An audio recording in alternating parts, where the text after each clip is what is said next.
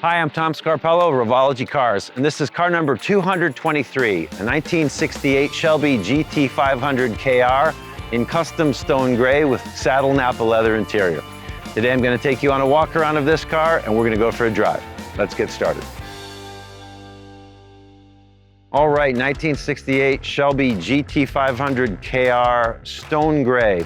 This color was inspired by the Porsche color, stone gray, that was originally introduced on the 356 in 1959. Although it is not identical to that original stone gray, it's a custom formulation, but very similar and very unique, certainly from that era. It really, I think, makes a statement, particularly paired with the saddle interior. This is pretty much straight GT500KR. Everything on the front end is as it came from the factory. You really wouldn't know that there's anything different about the Revology KR until you turn on the headlamps, because then you see that they're LED, and also the parking lamps are LED. But other than that, all original. Of course, at the side, the 10-spoke wheels are 17 inches versus the original that was a 15-inch. The badging is different. The Cobra Jet 5.0 badge is Revology exclusive because obviously you're packing that 710 horsepower, 5-liter Coyote engine. This side stripe is an ivory side stripe, custom made to go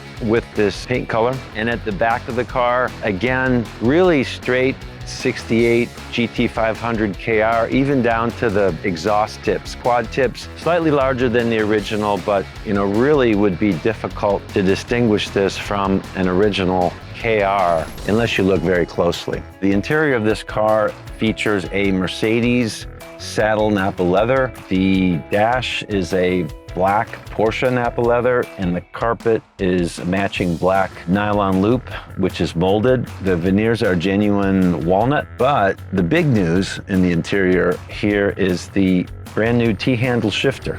So this is a Revology exclusive design. It's taken us a while to put this together.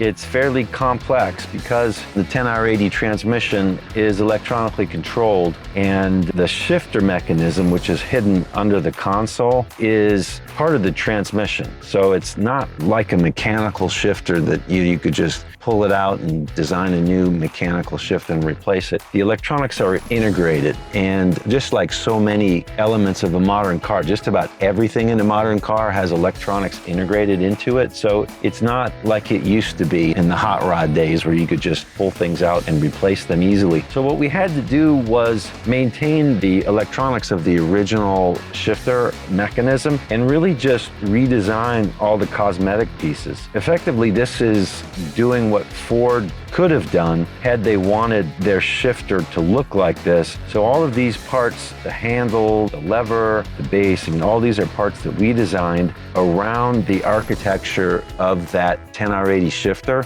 And instead of assembling the shifter with the Ford OEM parts, we assemble it with these parts. So it effectively controls the transmission the same way that the OEM shifter does. It just has a different appearance. You're effectively shifting the OEM shifter. It just looks like a 60s shifter. So we've integrated a programmable LED in the prindle. When it lights up, it gives a little welcome sequence. Then the standard lighting is white backlit and red to indicate the gear that you're in. And when you go into sport mode, all of the positions, with the exception of the S, light up in red, just so it's very obvious that you're in sport mode. It's really cool what you can do with LEDs. Neat little feature there. Let's go for a drive. All right, driving car 223. This car is the production prototype for the new T-handle shifter. It's going to take us still another 4 to 5 weeks to get the T-handle in production on all automatic transmission equipped cars. And that's because we needed to validate the new design in a production vehicle before we released the order for all the volume of production parts. You couldn't have a situation where you need to change something and you ordered 40 sets of parts already and have to scrap all of them. So We had to do the validation first. There were a couple of parts that we did need to change the design on slightly. And so we've gone ahead and done that. We've submitted the order for the production volume. And as soon as we get those parts in, we'll start equipping all of the 10R80 cars with the T-handle shifter standard. It is retrofittable, but it's a pretty big job. The console has to come out and a new top face placed on the console,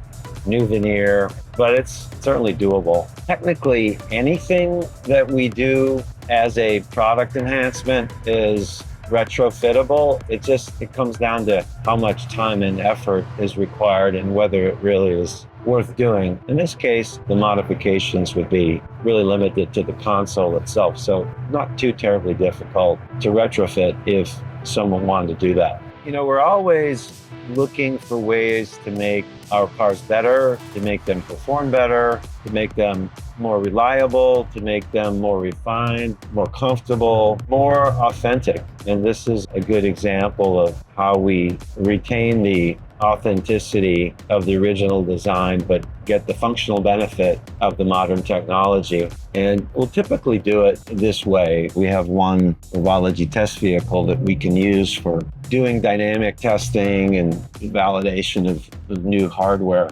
And then we'll always put it on at least one production car and just run that part through the entire production system, just to make absolutely certain that there isn't any issue. It could be a compatibility issue. It could be compatibility issue with certain configurations. So there's just a lot of things that you have to test for. And that's why we'll do this. They call it in the industry a rabbit, right? You send a rabbit through the system and just make sure that it goes through completely without a hitch.